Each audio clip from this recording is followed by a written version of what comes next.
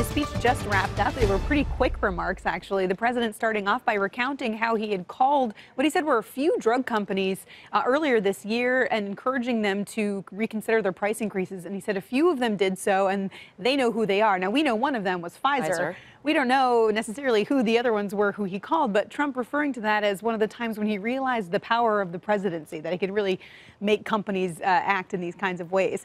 Now, that preceded an announcement of a new policy proposal under how Medicare pays for some drugs. Now, these are specifically for Medicare Part B drugs. Those are drugs that are administered in the doctor's office or the hospital, not ones that you pick up at your pharmacy, which are Medicare Part D drugs. But for these drugs, and we can show you some of the biggest drugs that are paid for under that program. The biggest one was Regeneron's Eylea. That was $2.2 billion in 2016. Now, these numbers have obviously changed since then, but those are the most recent numbers from the Centers for Medicare and Medicaid Services.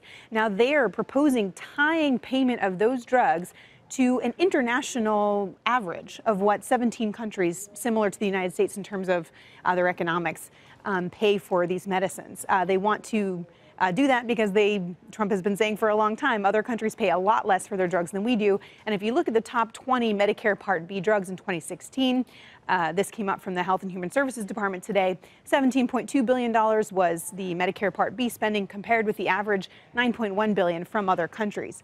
They say on average this should save 30% on what we're paying on these drugs. They're proposing paying 126% of the average in terms of what they reimburse for these drugs, pegging it to the international prices. Would this necessarily mean that the drug companies make less money?